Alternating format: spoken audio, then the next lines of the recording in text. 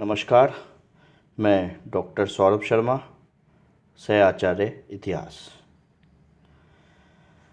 पूर्व के कुछ वीडियोज़ में हम लोगों ने वैदिक काल के विभिन्न पक्षों की चर्चा करी थी, जिसमें हम लोगों ने वैदिक साहित्य के बारे में विस्तार से अध्ययन किया है।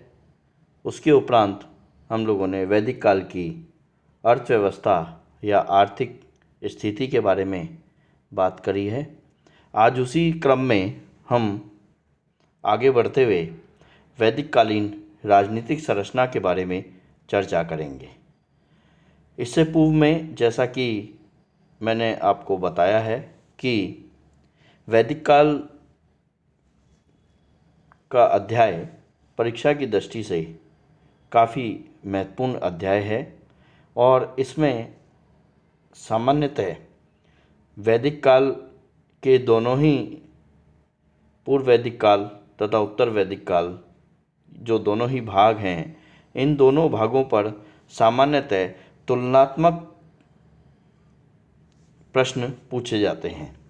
यानी जब प्रश्न पूछा जाता है तो उसमें तुलनात्मक स्तर पर हम लोगों को उसका उत्तर देना होता है। तो इसका हमें विशेष रूप से ध्यान रखना है। इसी कारण इस अध्याय को हमने इसी प्रारूप में पढ़ने का प्रयास किया है कि प्रत्येक पक्ष को पूर्व वैदिक काल एवं उत्तर वैदिक काल दोनों संदर्भों में एक साथ पढ़ा जाए। हालांकि पुस्तकों में जब आप देखेंगे तो आपको पूर्व वैदिक काल के सभी पक्ष अलग मिलेंगे और उत्तर वैदिक काल के सभी पक्ष अलग मिलेंगे। उससे तुलनात्मक स्थिति में उसको देखने में परेशानी होती है। इसलिए इसको इस तरीके से हमने प्रारूप इसका बनाया है कि आपको सुविधा रहे और तुलनात्मक तरीके से आप इसका प्रश्न का उत्तर दे सकें। अब हम प्रारंभ करते हैं। आज का जो हमारा वैदिक काल से संबंधित प्रमुख पक्ष है राजनीतिक संरचना, कि किस प्रकार की राजनीतिक संरचना वैदिक काल में देखने में मिलती है। यहाँ पर पूर्व की भांति ही हम पहले बात करेंगे पूर्व वैदिक काल के बारे में। पूर्व वैदिक कालीन राजनीतिक संरचना की आधारभूत इकाई परिवार या कुल होता था। यानी प्रारंभिक इकाई यदि राजनीतिक संरचना की देखी जाए तो वो परिवार या कुल के रूप में मानी जाती है और प्रत्येक परिवार का जो मुखिया होता था उसे प्रधान को कुलप या गृहपति के रूप में माना जाता था। यानी मुखिया को कुलप या गृहपति के रूप में माना जाता है। कई परिवार मिलकर के एक गांव का निर्माण करते थे, एक गांव बनाते थे जहां पर कई परिवार निवास किया करते थे और गांव का जो मुखिया था उसे ग्रामीणी के रूप में जाना जाता था। कई गांव मिलकर के विष का निर्माण करते थे जिसका प्रधान विषपति होता था। यानी आप देखेंगे प्रारंभ से इसको चलेंगे तो प्रारंभिक या आधारभूत इकाई हो गया परिवार, उसका मुखिया कहला रहा है कुलप। कई परिवार मिलकर के एक गांव का निर्माण कर रहे हैं, गांव का मुखिया कहला रहा है ग्रामीणी। और कई गांव मिलकर के एक विष का निर्माण कर रहे हैं और विष का प्रधान कहला रहा है विषपति। और कई विष मिलकर के एक जन या कबीले का निर्माण करते हैं और जन या कबीले का मुखिया राजन नाम से संबोधित किया जाता है। यानी कई परिवार मिलकर के जो जन या कबीले को निर्माण कर रहे हैं उसके मुखिया को या उसके प्रधान को हम राजन नाम से संबोधित कर रहे हैं। राजन का पद वंशानुगत होता था। यानी पिता के उपरांत उसका उत्तराधिकारी उसका ज्येष्ठ पुत्र हुआ करता था। यानी वंश आधार पर राजन का पद होता था जो वंशानुगत रूप में आगे चलता था। परंतु कभी कभी राजा का चुनाव भी किया जाता था। यदि कुछ इस प्रकार की परिस्थितियां बनती थी जिसमें राजन के पद को चुनाव किया जाना आवश्यक है तो उसमें चुनाव का भी प्रावधान या हमें उदाहरण मिलते हैं। राजन कभी भी निरंकुश नहीं होता था। यानी ऐसा नहीं कहा जा सकता कि राजन अपनी मनमानी कर सकता था, अपनी मनमर्जी कर सकता था। यानी अपने नियम कानून अपने तरीके से बना सकता था, उसकी पालना करवा सकता था, ऐसा नहीं था। राजा के ऊपर कई तरह के प्रतिबंध थे। जैसे एक और तो से कबीलाई प्रथाओं का निर्वहन करना पड़ता था, यानी जो पुरानी परंपराएं या प्रथाएं समाज की या कबीले की चली आ रही हैं, राजा के लिए आवश्यक था उसके अनुसार ही व्यवहार करें। दूसरी ओर राजा पर प्रत्यक्ष नियंत्रण रखने के लिए कुछ कबीलाई परिषदों का भी प्रावधान था। कबीलाई परिषदें 4 प्रकार की यहाँ पर हमें देखने में आती है, बहुत ही महत्वपूर्ण, उनके नाम आपको ध्यान रखने चाहिए। सभा, समिति, विदत और गण। तो राजा का पद जो है वो पूर्णतः निरंकुश नहीं है, उसको एक और तो कबीलाई प्रथाओं का निर्वाह करना पड़ रहा है, और वहीं दूसरी ओर 4 जो ये महत्वपूर्ण परिषदें हैं, सभा, समिति, विदत और गण, इनका भी राजा पर प्रत्यक्ष नियंत्रण रहता था। अब राजा के प्रमुख कार्य क्या थे? राजा को कौन से कार्य करने होते थे? तो राजा का प्रमुख कार्य था कबीले की रक्षा। उसमें पशु संपत्ति की रक्षा भी है, कबीलाई प्रजा की भी रक्षा है। यानी जब संघर्ष या युद्ध की स्थिति बनती है या कोई अन्य आपदा या आपत्ति आती है, तो उस समय राजा का प्रमुख कार्य है कि अपनी प्रजा की, अपनी पशु संपत्ति की, अपने कबीले की रक्षा करे। इसके अतिरिक्त युद्ध में नेतृत्व प्रदान करना। यदि किसी पड़ोसी कबीले से या किसी अन्य से संघर्ष की स्थिति बनती है, तो राजा उसमें नेतृत्व प्रदान करेगा। और प्रजा की ओर से धार्मिक कार्य संपादित करना। यदि कुछ इस प्रकार के धार्मिक कार्य हैं जो सामूहिक रूप से किए जाने हैं, प्रजा की खुशहाली के लिए, कबीले की खुशहाली के लिए कुछ करना है, कबीले की संपत्ति के लिए कोई धार्मिक कार्य करना है, तो वो संपादित किया जाएगा राजा के द्वारा। अब सभा, समिति, गण और विदत जैसी अनेक कबीलाई परिषदें जो हमने अभी बात करी थी, इसमें सभा प्रमुख रूप से बुजुर्गों तथा महत्वपूर्ण व्यक्तियों की परिषद होती थी। यानी सभा में जो कबीले के वृद्ध लोग हैं, अनुभवी लोग हैं और महत्वपूर्ण व्यक्ति हैं, उनकी परिषद थी।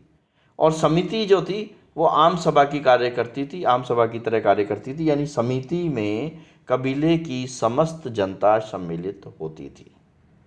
तो सभा और समिति में ये एक विशेष अंतर था। विदत और गण जैसी जो परिषदें हैं, उनका कोई विशेष उल्लेख हमें प्राप्त नहीं होता है। तो उनकी क्या कार्यप्रणाली थी या उनका किस प्रकार का संयोजन था, उस प्रकार की जानकारी हमें विदत और गण के बारे में विशेष रूप से प्राप्त नहीं होती है।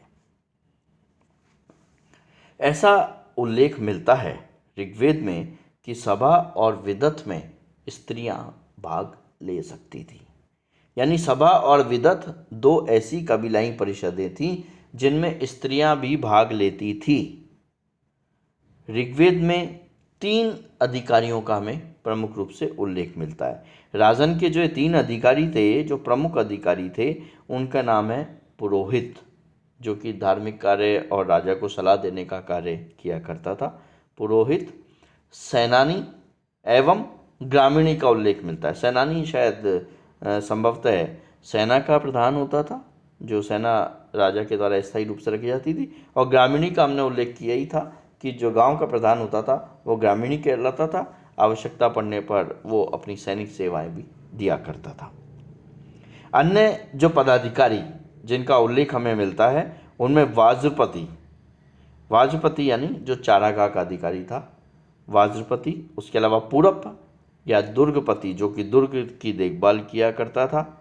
स्पश यानी गुप्तचर, यानी राजा को जो महत्वपूर्ण सूचनाएं वगैरह प्रदान किया करता था। और दूत का उल्लेख, दूत जो एक जगह से दूसरी जगह संदेश ले जाता था, संदेशवाहक होता था। इनका उल्लेख हमें मिलता है अन्य पदाधिकारियों में। इसके अतिरिक्त कर जो था वो स्वैच्छिक तथा अनियमित था। यानी कोई कर प्रणाली की शुरुआत नहीं हुई थी कि राजा के द्वारा नियमित रूप से कर वसूला जा सके। जब आवश्यकता पड़ती थी, जब राजकीय खजाने में जब ऐसा राजा को महसूस होता था कि अभी धन की आवश्यकता है या अन्य अनाज वगैरह की आवश्यकता या अन्य जो आर्थिक स्थितियां को नियंत्रित करने वाली वस्तुओं की आवश्यकता है तो राजा कर वसूल कर सकता था। यानी स्वैच्छिकता और उसमें ये अपनी इच्छा से जो भी देना चाहें वो कर दे सकते थे। स्वैच्छिक और अनियमित था और इस कर को बलि कहा जाता है। इस पर आप ध्यान रखें, बलि के बारे में पूछा जाता है कि जो पूर्व वैदिक काल का स्वैच्छिक और अनियमित कर है उसे क्या नाम से जाना जाता है, तो आपको ध्यान रखना है उसे बलि के नाम से जाना जाता है। तो राज्य की आय का जो प्रमुख स्रोत था, एक तो ये बलि था जो कि स्वैच्छिक और अनियमित कर है, और दूसरा युद्ध में लूटी गई संपत्ति। जब किसी से युद्ध या संघर्ष की स्थिति होती थी, जब विजयी होते थे कोई कबीला, तो वो दूसरे कबीले की संपत्ति लूट लेता था। वो युद्ध में लूटी गई संपत्ति भी राज्य की आय का प्रमुख स्रोत होता था। अब बात करते हैं उत्तर वैदिक काल की। तो जो पूर्व वैदिक काल की स्थिति हमने देखी है उसकी अपेक्षा उत्तर वैदिक काल में क्या परिवर्तन आ रहा है, क्या परिवर्तन दृष्टिगत हो रहे हैं, उसके बारे में हम उत्तर वैदिक काल में चर्चा करेंगे। उत्तर वैदिक काल में कुछ परिवर्तन विशेष रूप से हुए, जैसे स्थायी जीवन पद्धति की शुरुआत हो गई। पूर्व वैदिक काल में स्थायी जीवन पद्धति नहीं थी, यानी कबीला था वो आवश्यकता अनुसार एक स्थान से दूसरे स्थान पर जगह बदलता रहता था और स्थायी जीवन नहीं था। लेकिन यहाँ पर स्थायी जीवन पद्धति की शुरुआत हो गई, कारण था कृषि का विकास हो गया था। हमने देखा था पूर्व वैदिक काल में पशुपालन प्रमुख पेशा था, तो पशुओं को लेकर एक स्थान से दूसरे स्थान पर आराम से जाया जा सकता था। लेकिन उत्तर वैदिक काल में अब ये परिवर्तन हो गया था। उत्तर वैदिक काल में कृषि की शुरुआत हो गई थी, इस कारण से स्थायी जीवन पद्धति की शुरुआत हो गई थी। अब कृषि जहाँ होती थी उसको छोड़ करके एक स्थान से दूसरे स्थान पर प्रव्रजन संभव नहीं था।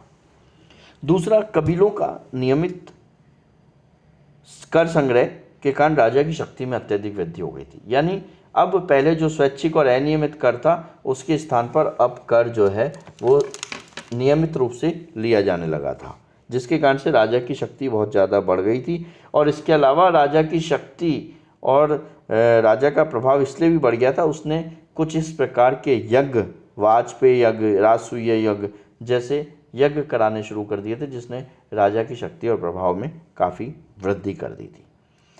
इन सब का कारण क्षेत्रीय राज्यों का उदय हुआ और राजन शब्द का प्रयोग अब क्षेत्र विशेष के प्रदान के लिए किया जाने लगा।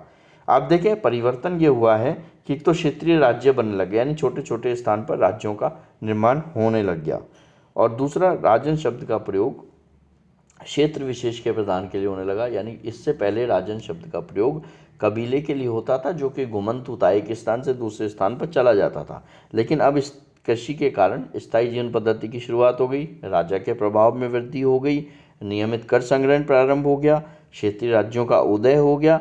इसलिए अब राजन शब्द का प्रयोग क्षेत्र विशेष के प्रदान के लिए होने लगे, यानी स्थायित्व आने लगा था। अब जनराज्यों के स्थान पर जनपद राज्यों की स्थापना हुई। पहले जन राज्य थे, यानी एक स्थान से दूसरे स्थान पर चले जाते थे, उनके स्थान पर जनपद यानी अब बड़े स्थायी राज्यों की स्थापना होने लगी थी। प्रमुख राज्य इस समय में जो दृष्टिगत होते हैं उनमें कुरु का नाम आप देख सकते हैं, पांचाल है, गंधार है, केके, भद्र, मत्स्य, काशी, कौशल, कलिंग, अवंती, विदेह, मगध, विदर्भ, अश्मक, मूलक आदि ऐत्रेय ब्राह्मण में इनको आप देख सकते हैं प्रमुख राज्यों के रूप में इनके नाम मिलते हैं। ऐत्रेय ब्राह्मण में कुछ राज्यों के प्रकारों का भी उल्लेख मिलता है, जिसमें राज्य है, स्वराज्य, भोज्य, वैराज्य, महाराज्य और साम्राज्य का उल्लेख मिलता है। तो इस प्रकार ऐत्रेय ब्राह्मण में विभिन्न प्रकार के राज्यों का भी उल्लेख मिलता है, जिन्हें इन्हें अलग अलग भागों में बांटा गया है।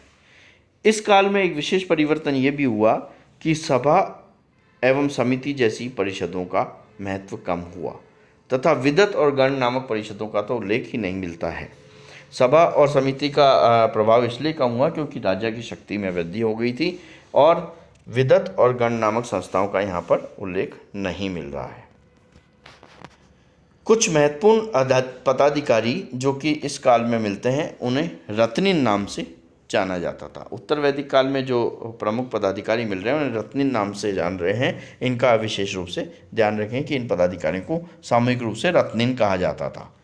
शपथ शतपथ ब्राह्मण में 11 रत्निन पद नाम मिलते हैं। 11 रत्निनों के नाम मिलते हैं। इनमें पुरोहित है, सेनानी, युवराज, महिषी रानी को कहा जाता था, सूत जो राजा का सारथी होता था, ग्रामीणी जो गांव का मुखिया था, क्षत्रिय यानी प्रतिहारी जो कि युद्ध में सहयोग करता था, संग्रहिता यानी कोषाध्यक्ष, भागदूत यानी कर संग्रह करता, अक्षवाप पासे के खेल में राजा का सहयोगी होता था। राजा जब पासा खेलने जाता था तो उसमें सहयोग करता था।